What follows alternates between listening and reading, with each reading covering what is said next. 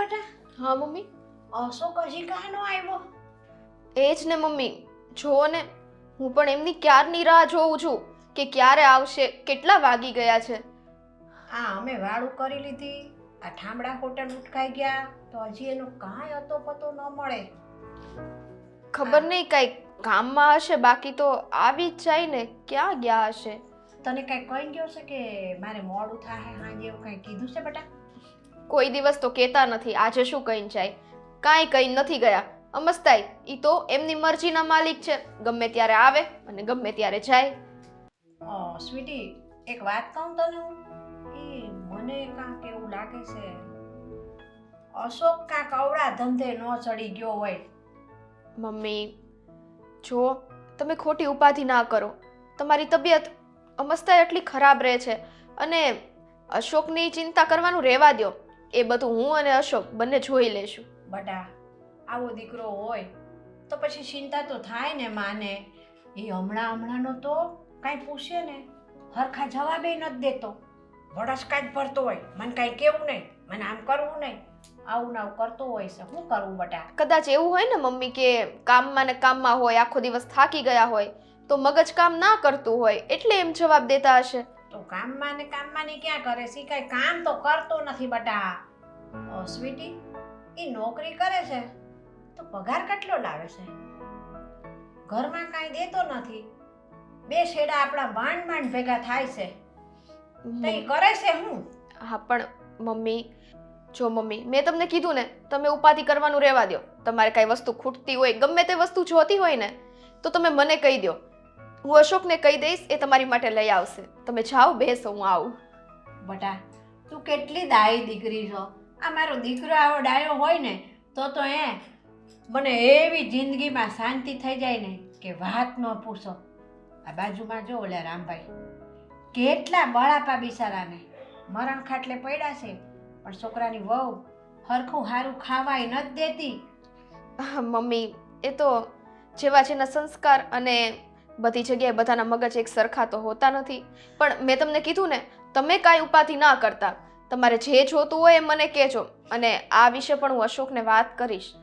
આ તારા જેવી વહુ હોય બટા, બસ મારે હું કામ ઉપાધિ કરવી પડે હે? હાલ હું જાઉં છું. આ અશોક આવે ને તો તું ખાઈ લેજે, અને એ બહુ મોડું કરે ને તો એની વાત ન જોતી હો બેટા. હા મમ્મી. હાલ.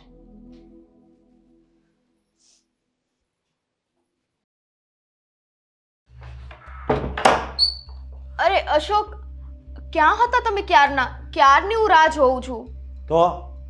તો એટલે આ મેં તમારી રાહે તો જમ્યું પણ નથી. તો જમી લેવાય ને, બરોબર?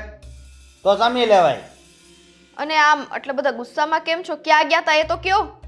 હા, જુગાર રમવા ગયો તો. બોલ. વાહ, બસ આપણે જુગાર જ રમવો છે. અલગ અલગ લત બધી લગાડવી છે. એ નથી જોવું કે આ ઘરની જવાબદારી કઈ રીતના ઉઠાવું. હા, ખબર નથી પડતી કે આ જવાબદારી શબ્દ કોણે બહાર પાડ્યો. ઈ જેણે પાડ્યો ને એને બરાબર જ પાડ્યો છે. કારણ કે આ ઘરમાં તમે એકના એક દીકરા છો, તો તમને એમ નથી થાતું કે ઘરની જવાબદારી હું ઉઠાવું, અમારા મમ્મી છે, મારી બેન છે, બધાનું ધ્યાન રાખું. પણ નહીં, આપણને તો એકેય વસ્તુનો ફરક જ નથી પડતો. નથી પડતો તો તમને એને જરાય ભાન નથી પડતી. ઘરમાં તમારી પત્ની છે, આ તમારા મમ્મી છે, અને મમ્મીની તો ઉંમર થઈ છે, અને એકલા તમે કમાવા વાળા છો. પણ નહીં, આપણે તો કમાવું નથી, બધું જુગારમાં ઉડાડવું છે. એટલે હવે તું મને બધું સમજાવે હે? હું જુગાર રમું કે જે કરું એ તારે છે ને મારો કાંઈ વહીવટ નહીં કરવાનો, સમજે? કેમ વહીવટ ના કરે?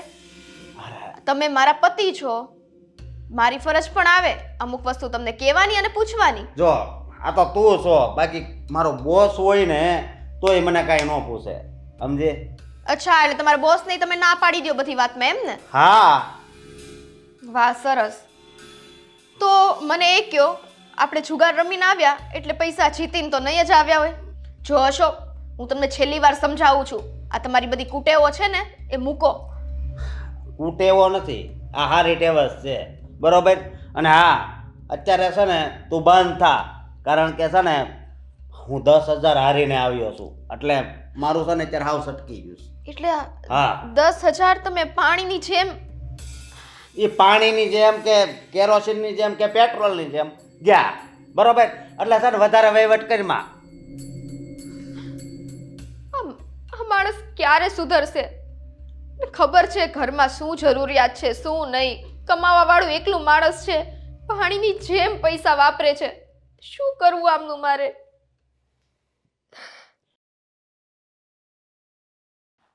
હે ભગવાન, હું શું કરું એ મને નથી સમજાતું. આ મમ્મી મને પૂછે છે કે અશોક શું કરે છે, પૈસા કેમ ઘરમાં વધતા નથી. હવે એમને હું કઈ રીતે જણાવું કે અશોકને તો જુગારની લત લાગી ગઈ છે. જે કાંઈ પણ પૈસા આવે બધા પૈસા ખાલી જુગારમાં જ જાય છે. પછી ઘરમાં રૂપિયો ક્યાંથી ટકે? મારે બધી સાઈડથી બળતરા જ છે. મારા પપ્પાને પણ આ વિશે હું વાત ના કરી શકું, કારણ કે જો એમને વાત કરવા જાઉં તો ચિંતામાં ને ચિંતામાં એમની તબિયત પણ ખરાબ થઈ જશે. કયા બાપને પોતાની દીકરીની ચિંતા ના હોય? અને આ સાઈડ મમ્મીને વાત કરવા જાઉં તો એમની તબિયત તો પહેલેથી જ ખરાબ રહે છે, તો એમને પણ હું કંઈ કહી શકું એમ નથી. એટલે આ બળતરા મારે એકલાએ જ સહન કરવી પડશે. અને એ જ સારું છે, કોઈને કેવા કરતા હું મનમાં ને મનમાં આ વાત રાખું અને બળતરા સહન કરતી રહું. પણ ક્યાં સુધી હું અશોકને સમજાવું કે આ ઘરની જવાબદારી એમની છે, મમ્મીની જવાબદારી એમની છે. કાલ સવારે મમ્મીને કંઈક થઈ ગયું એના ચિંતામાં તો અમે શું કરીશું? પણ નહીં, અત્યારે અશોકને એક કઈ વાત નહીં સમજાય, કારણ કે આ જુગારની લત એવી હોય છે ને કે માણસને ગાંડા કરી મૂકે છે. ગમે એટલું મળે ને તો પણ માણસને એમ જ થાય કે નહીં, હજી હું થોડુંક વધારે લઈ લઉં. માણસ લાલચી થઈ જાય છે. બસ ભગવાન, મારી તમને એક જ પ્રાર્થના છે કે મારી ખાतिर નહીં, પરંતુ આ ઘરની જવાબદારીઓની ખાतिर અને મમ્મીની ખાतिर અશોક સુધરી જાય.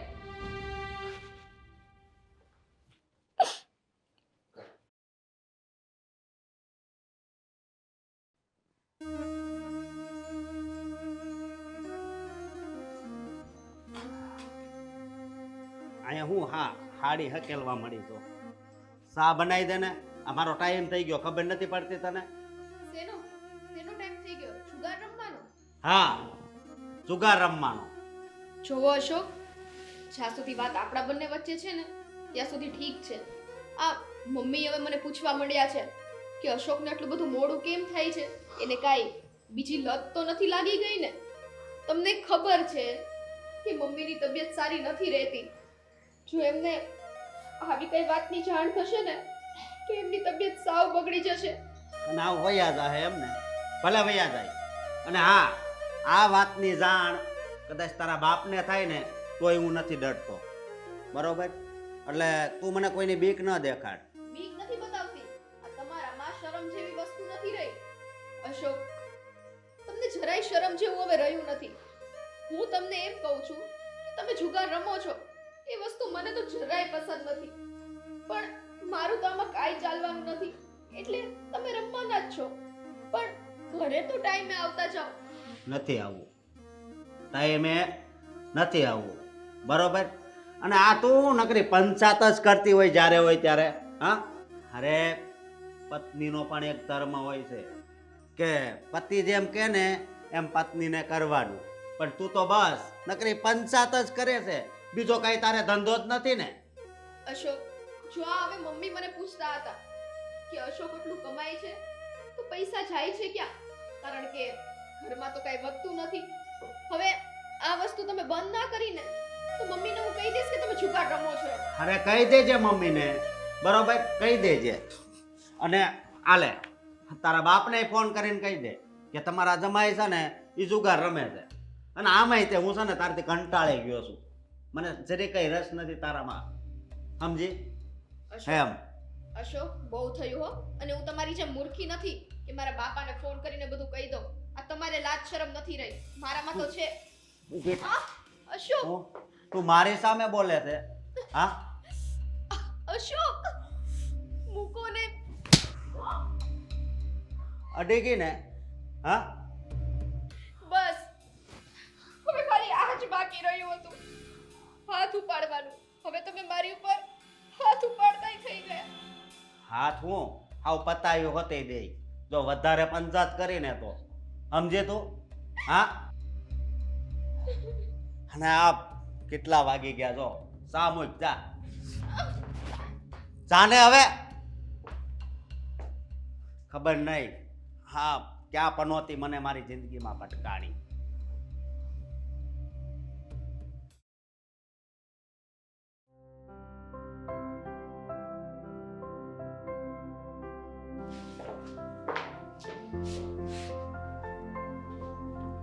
મમ્મી, હા બોલ ને બેટા. આજે જમવામાં શું બનાવું? તમને જે ભાવે ને એ વાનગી બનાવી આપો. એક કામ કર બેટા, આ સૂકી ભાજી અને થેપલા બનાવી દે. અને દહીં પડ્યું છે ઘરમાં? નહીં, દહીં તો નથી, લેવા જવું પડશે. કાંઈ નહીં, હું લઈ આવીશ ને. એમાં શું થઈ ગયું? તમારે સૂકી ભાજી ને થેપલા ખાવા છે ને, બસ ત્યારે એ બની જશે. બીજું કાંઈ? ના બસ બીજું કાંઈ નહીં. બહુ સારું. અને આ શું કરતા હતા? હા ઓમ નમઃ શિવાય, ઓમ નમઃ શિવાય કરું, બીજું તો હું કરું. જય શ્રી કૃષ્ણ બેન. જય શ્રી કૃષ્ણ. મારી જય દીકરી શ્રી કૃષ્ણ. ખુશ રહે, ખુશ રહે. બેસો પપ્પા, બેસો. બેહો બેવાય. પપ્પા, અચાનક આવવાનું થયું? ફોન પણ નહીં, કાંઈ નહીં. અરે બેટા કાંઈ નહીં, હા અહીંયા પ્રસંગમાં આવ્યો હતો બાજુની વાડીમાં, તો બેટા તારું મોઢું જોવાની બહુ ઈચ્છા થઈ હતી. એ પપ્પા જોડે વાતું પછી કરજે. પેલા તાર પપ્પા હાટું પાણી તો લઈ આવ ઘરમાંથી બેટા. હા હા, લઈ આવો. હા વેવાય. હા આમ તો મજામાં ને? હા તબિયત પાણી હારા ને તમારા? એકદમ હારા. હા બસ બેન મારી દીકરીનું મોઢું જોવા આવ્યો હતો. સારું કર્યું ને. તમારી દીકરી છે, તમારે આવતું રહેવું, એવું કાંઈ નહીં રાખવાનું. આમ જોવો ને બેન તો મારી દુનિયા જ આ મારી સ્વીટી છે. આ સ્વીટી છે ને નાનપણથી મને એવી વાલી છે ને બેન, તમને તો ખબર છે કે સ્વીટી 1.5 વર્ષની હતી ને ત્યારથી મારા ઘરના એક્સપાયર થઈ ગયા હતા. અને મેં તો હે ને ભગવાન પાસેથી દીકરો નહીં દીકરી જ માગી હતી, અને સ્વીટીના રૂપમાં મને ભગવાને દીકરીનો જન્મ થયો મારા ઘરે. વેવાય, આ ભાગશાળીના ઘરે જ ભગવાન પહેલા ખોળે દીકરી દે. અને સાચું કહું કહેવાય, દેખો પપ્પા. આ સ્વીટીને વિદાય કરી ને ત્યારે 3 દિવસ સુધી હું રોયો છું. પપ્પા, આ કઈ વાતો લઈને બેસી ગયા તમે હવે? બટા દીકરીના બાપને તો હોય જ એવું હો. આ ગમે એવો મરદ મૂછાળો બાપ હોય ને આખી જિંદગી ન રોવે, ભલ ભલો ભારાડી હોય, પણ જ્યારે એની દીકરીને હારે વળાવે ને તો છે ને એ રોવે તો રોવે જ. બેટા કેમ હમણાં ઘરે નથી આવતી? હા પપ્પા, અહીંયા મમ્મીની તબિયત એ સારી નથી રહેતી અને ઘરમાં બીજા કામ પણ હોય ને એટલે ટાઈમ નથી રહેતો. બેટા આ અશોક કુમાર નથી દેખાતા? એ તો હજી ઓફિસે જ હશે પપ્પા. પણ બેટા 2:30 થયા, મને એમ કે તમે બધા ઘરે જશો એટલે બધાને મળી લઉં, પણ આ હજી કેમ મોડા? અરે ના ના પપ્પા, એ તો એમને ઓફિસે વધારે કામ હોય ને એટલે મોડું થઈ ગયું હશે. પણ બેટા તારું મોઢું કેમ આવું છે? કઈ પ્રોબ્લેમ છે બેટા? અરે ના ના પપ્પા, આ તો થોડુંક માથું દુખતું હતું ને એટલે તમને એવું લાગતું હશે, બાકી મને કોઈ તકલીફ નથી. કઈ વાંધો તો નથી ને બેન? ના ના વેવાય, કાંઈ વાંધો નથી. તમે કાંઈ ચિંતા ન કરતા તમારી સ્વીટીની. ઠીક છે. પપ્પા હવે આવ્યા જ છો ને તો રાત રોકાઈ ન જાઓ. ના બેટા ના, મારે એક ભાઈ આવે એમ છે અને થોડીક કામની વાત કરવાની છે એમની હારે. હા તો બેટા મને એમ થયું કે મારી સ્વીટીનું મોઢું જોતો આવું એટલે મારાથી રહેવાનું નહીં. બાકી બેટા કહેવાય છે ને કે આ દીકરીના ઘરનું પાણી ન પીવાય, પણ બેટા આ તારો બાપ છે ને એ તને એટલો બધો પ્રેમ કરે છે ને કે વાત જવા દો. પણ વેવાય, આ રોકાયા હોત ને અને હાંજનું વાળું કરીને ગયા હોત તો થોડું સારું લાગે તમને. ના બેન ના, તમને તો ખબર જ છે કે હું એક જ ટાઈમ જમું છું. હા બપોરે અહીંયા લગ્નમાં આવ્યો હતો ને એટલે જમી લીધું એટલે હવે રાત્રે દૂધ પીને હોઈ જઈશ. પપ્પા હા તબિયતનું ધ્યાન રાખજો. હા બેટા, મારી તબિયત તો સારી જ છે, સમજો ને, ઘોડા જેવો તો છું. બેન, જય શ્રી કૃષ્ણ. જય શ્રી કૃષ્ણ વેવાઈ હો. સીધી જય બેટા. શ્રી કૃષ્ણ પપ્પા. અને હવે છે ને સમય કાઢીને રોકાવા આવજો. હા, અને તું આવજે હો બેટા. હા આ તારા બાપને એક વખત મોઢું દેખાડી જજે, મહિને પણ એક વખત આવી જવું તારે. ચોક્કસ પપ્પા, હવે હું ધ્યાન રાખીશ. સારું બેટા, જય શ્રી કૃષ્ણ બેન. જય શ્રી કૃષ્ણ વેવાઈ. અને વેવાઈ, આ સ્વીટી ન આવે ને તો તમારે આવતું રહેવું. આ મારી તબિયતનું થોડુંક એવું છે ને તો એ ન આવી શકે. હા, હું સમજુ છું કે મારી દીકરીને ઘરમાં કામ હોય બહુ. સારું બેટા, પપ્પા જય શ્રી કૃષ્ણ. જય શ્રી કૃષ્ણ બેટા. અને તબિયતનું ધ્યાન રાખજો ને. હા બેટા, ચાલ.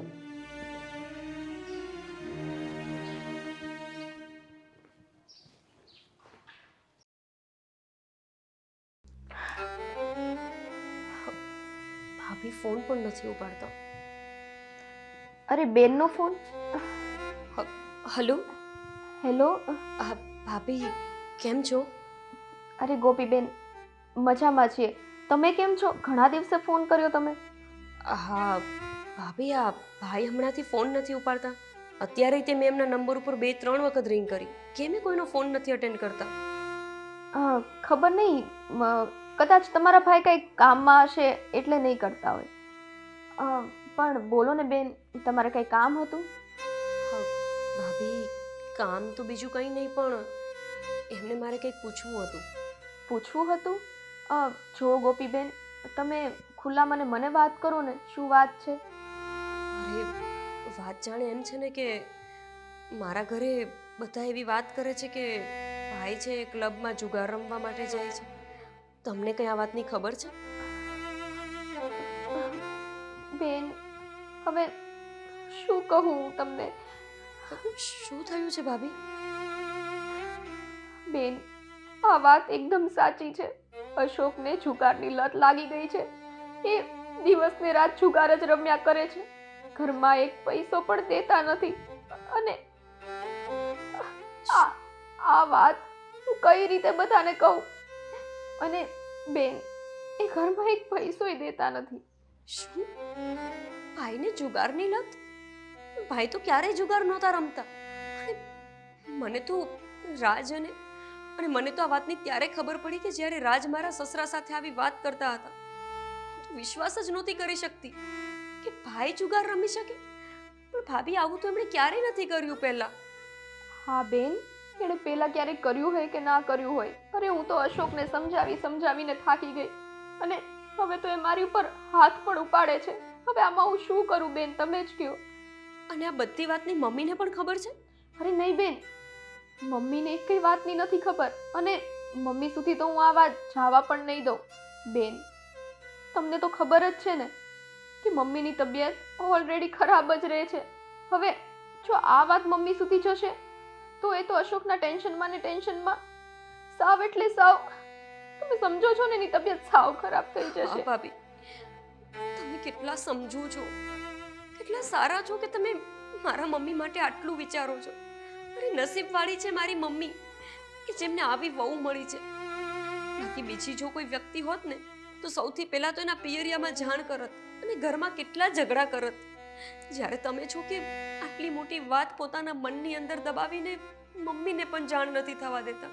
ગોપીબેન, હું મારા પિયરમાં પણ કાંઈ કહી શકું એમ નથી. તમને ખબર જ છે, મારા પપ્પા એકલા રહે છે. જો આ ટેન્શન હું મારા પપ્પાને દઉં તો એ મારી ચિંતામાં બિચારા સાવ ભાંગી પડશે. એટલે હું આ વાત ઘરે પણ ના કહી શકું અને આ સાઈડ મમ્મીને પણ ના કહી શકું.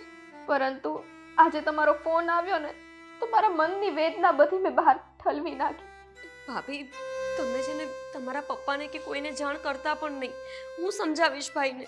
પણ તમને ખબર છે, અહીંયા મારા સાસરિયામાં હવે બધા મને સંભળાવે છે કે તારો ભાઈ જુગારીઓ છે. મને એટલી શરમ આવે છે આવું સાંભળતા. મને તેવું હતું કે રાજને કોઈ મિસઅન્ડરસ્ટેન્ડિંગ થઈ છે અને મારો ભાઈ ક્યારેય જુગાર રમી જ ન શકે. તમારી પાસે મને જાણવા મળે છે કે આ વાત સાચી છે. એનો મતલબ તો એ થયો કે જે રાજ કહેતા હતા એ વાત સાચી છે. ભાઈ આટલી હદે બગડી જશે એવી મને નહોતી ખબર. ભાભી, મારા સાસુ મને બોલાવતા લાગે છે. હું તમને પછી ફોન કરીશ. હા? બેન અને- બેન એક મિનિટ મારી વાત સાંભળો. તમે જાઓ પણ ખાસ ધ્યાન રાખજો. તમે કદાચ અહીંયા ઘરે આવો ને તોય આ વાતની મમ્મીને ના જાણ થાય હો ને.